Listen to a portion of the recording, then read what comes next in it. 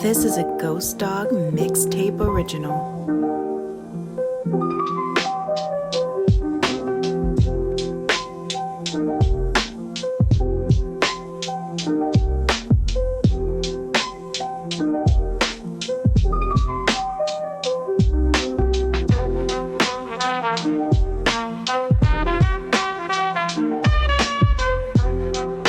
Welcome to Ghost Dog's Big Talk, and I'm your host, Ghost Dog.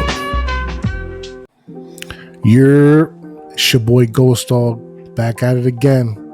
You know what time it is. If you're new here, make sure you hit the like and subscribe. Leave a comment. Tell me how you feel.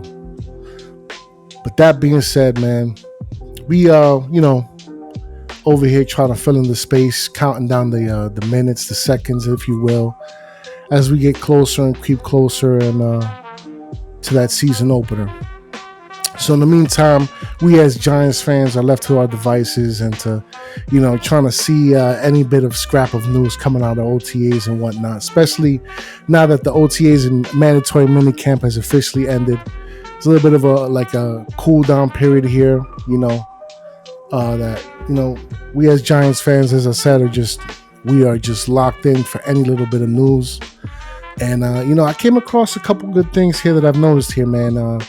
Two things in particular: Jalen Hyatt, Darius Alexander. I think these are two pieces that are, kind of not really being talked about as I feel like they should be. Jalen Hyatt, man, is it me or is this young man on his villain arc? Yo, the darkness. Hold on, B. Hold on, fam. We gonna get into it. So Jalen Hyatt, former Tennessee Volunteer, former Biletnikoff Award winner, third-round pick, New York Football Giants. I saw the potential of him coming out. For one reason or the next, there's also some rumor here that, the commentary last year wasn't appreciated as well. That might have led to the reason why he's been in the doghouse this long. And look, I'm not going to sit here and argue that the kid needed work, obviously. There was rumor coming out of the draft that he was a one-trick pony, that his speed was his main factor. His only strength, really, if you will. Also, some footage out there of, leading into the draft of NFL Scout, having a back and forth with him. So I understand that. And there's been some footage out there, like, if you look at some game tape of him getting beat at the line of scrimmage, situations like that. Although there is argument for, if you are an offensive mind, you can game plan around that and still make him a positive for the offensive game planning, an asset, if you will. But third year, I just think he is locked in, man. Coming into OTA training camp, 15, 20 pounds more,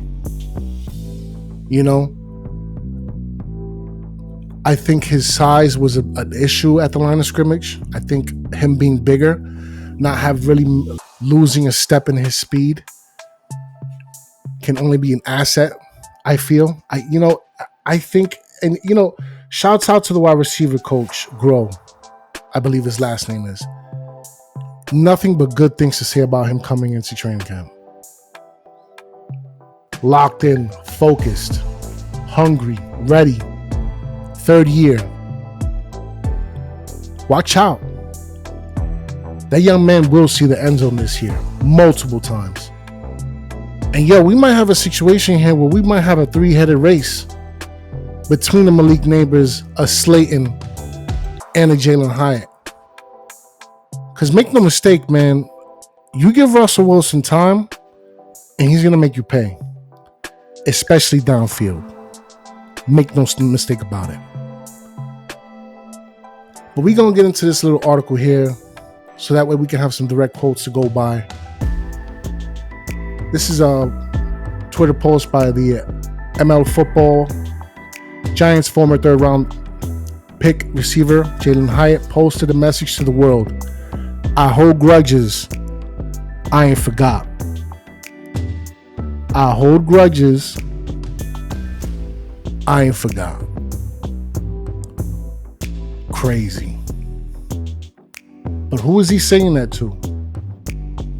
Keep that in mind. Remember, there was a commentary last year during OTAs where supposedly, if you ain't gonna use me, trade me. There was rumor of that going around that supposedly that slipped his lips. Pause. But, you live and learn, especially when you're young. A bigger, better Jalen Hyatt coming to the field this season? Question mark. Shouts out to Fireside Giants. Jordan Renan, Darius Slayton says that wide receiver Jalen Hyatt put on 15 to 20 pounds this offseason. Okay. 15, 20 pounds. When they asked him in an interview about the weight change and whatnot, he responded, I played at 171 last year, Hyatt said on the Giants Huddle podcast. I'm about 194, 195 now. I'm telling you, that's what darkness does to you. It changes you. He goes on to say, the speed will stay there. For me, it's just learning to run at this weight, learning to play faster, play bigger, and play stronger through contact. Just had to get stronger. Yo, let me tell you something, bro. Self-reflection is a motherfucker. You feel me? It just is. And who knows, man, it sucks. Sometimes you gotta, a la buena o la mala. Maybe that young man had to go through that to get to where he needed to get to.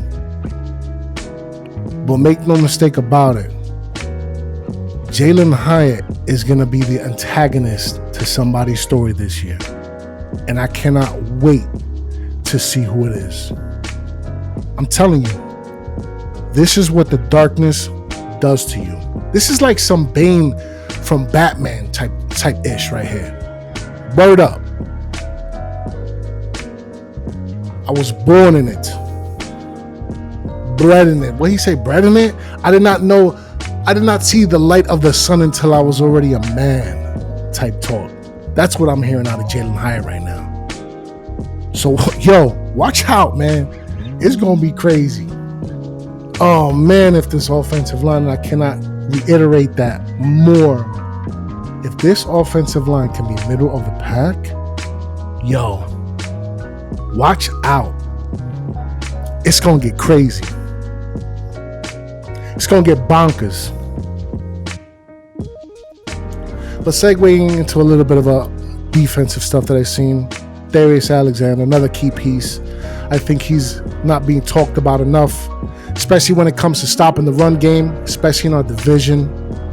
Make no mistake about it, I expected Dexter Lawrence to put this young man under the wing like the baby bird. Come here, little birdie. I'll take care of you. Like that. I'm going to show you, young man. You know what I'm saying? Saw him in the bag drills the other day, the one-on-ones with the coach.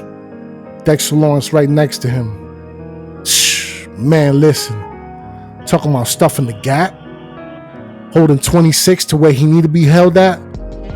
Shout out to Saquon, Eagles. We ain't forget about you.